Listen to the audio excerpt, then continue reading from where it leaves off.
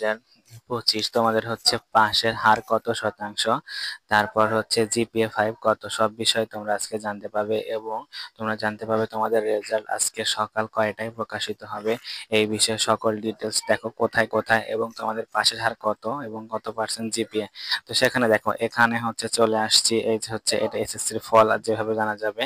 তারপর আরো একটা সাইডে চলে আসছি, এখানে দেখো এখানে বলা আছে যে এসএসসির পরীক্ষার পাশের হার 2025। এখানে কি বলা আছে দেখো, পাশের হার 23.4% এবং 1,82,000 পাশ করেছে এবং হচ্ছে গত বছর ছিল ওই একই, তারপরে হচ্ছে 1,82,000 এটা এখনো বলা আছে। তো সেক্ষেত্রে দেখো এখানে কি বলছে, আজকে তোমাদের রেজাল্ট প্রকাশ হবে।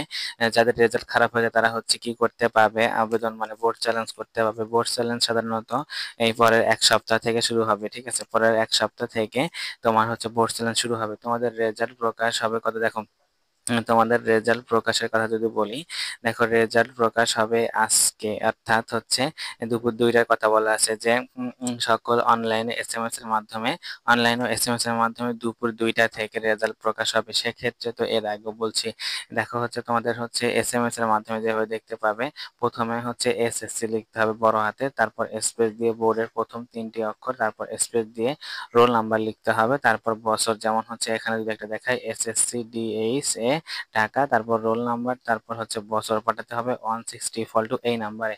তাছাড়া হচ্ছে এই যে অনলাইনে এইভাবে তোমরা হচ্ছে এই ওয়েবসাইটের মাধ্যমেও তোমরা রেজাল্ট দেখতে পাবে। তবে এই ওয়েবসাইট ছাড়াও আরো কয়েকটি উপায় আছে, 4-5টি উপায় আছে। সেক্ষেত্রে হচ্ছে তুমি হচ্ছে মোবাইলে অ্যাপস ডাউনলোড করতে পারো, মোবাইলে অ্যাপস ডাউনলোড করে তুমি অনলাইনে রেজাল্ট দেখতে পাবে। তারপর হচ্ছে যে তোমার যে প্রত্যেকটা বোর্ডের যে ওয়েবসাইট, সেই ওয়েবসাইটে রেজাল্ট দেখতে পাবে। সেক্ষেত্রে তোমাদের একটা কথা বলে নেই, দেখো তোমাদের একটা কথা বলে নেই, সেটা হচ্ছে তোমাদের রেজাল্ট আজকে কয়টায় প্রকাশ হবে অনলাইনে।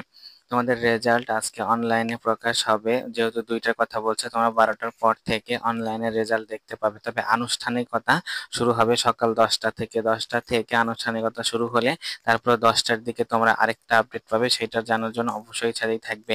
তো দেখো তোমাদের হচ্ছে এই যে প্রত্যেকটা বোর্ডের যে সাইড আছে, এই প্রত্যেকটা বোর্ডের, এই যেমন আমি এখানে চলে আসছি, board of intermediate and secondary education Dinajpur, এখান থেকেও তুমি কিন্তু তোমার হচ্ছে রেজাল্ট পাবে। দেখো এই যে রেজাল্ট অফ এসএসসি এক্সামিনেশন 2024, এখানে এখন আপডেট করা নাই, এখানে এরকম থাকবে 2025 থাকবে। তারপর তুমি এখানে দিবা ইন্ডিভিজুয়াল স্টুডেন্ট রেজাল্ট, এই যে জাস্ট এখানে ক্লিক করলে তুমি দিনাজপুর বোর্ডের আন্ডারে যত স্টুডেন্ট আছে সবাই কি করতে পাবে, এখান থেকে তোমার হচ্ছে রেজাল্ট পেতে পাবে রোল নাম্বার রেজিস্ট্রেশন নাম্বার দিয়ে। এবং তারপর তোমাদের আরেকটু দেখাই, এই সাইটটা তো আমি গতকালকে দেখাই দিয়েছি। তারপর হচ্ছে এইটা হচ্ছে ঢাকা এডুকেশন, ঢাকার সাইট। তারপর এখন আসো, তারপরে দেখো এই যে বোর্ড অফ এর ময়মনসিংহ, ময়মনসিংহ যে বিভাগ, তোমার হচ্ছে ময়মনসিংহ যে বোর্ড, সেই বোর্ডের আন্ডারে এই রেজাল্ট। তারপর এটা হচ্ছে কুমিল্লা বোর্ডের লিঙ্ক। তারপর আসলে এখন আসলে তোমাদের একটু দেখাই, যদি নিচের দিকে চলে আসে, এই যে হচ্ছে দিনাজপুর বোর্ডের লিঙ্ক, হ্যাঁ।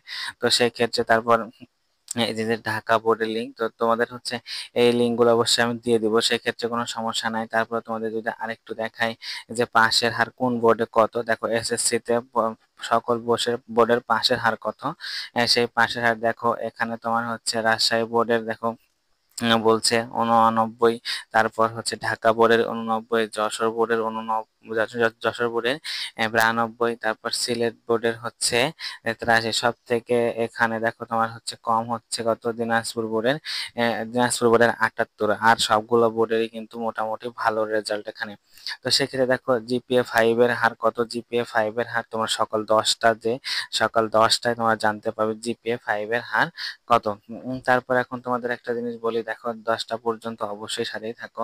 তার পরবর্তীতে যে কোনো আপডেট জানতে, পরবর্তীতে রেজাল্ট বোর্ড চ্যালেঞ্জ কিভাবে করতে হয় সেই বিষয়ে জানতে, এবং ইন্টারমিডিয়েটের ভর্তি হতে কত টাকা লাগবে, কি কি করতে হবে না করতে হবে, সকল ডিটেলস জানতে অবশ্যই সাবস্ক্রাইব করে পাশে থাকা বেল আইকনটি ক্লিক করে রাখবে।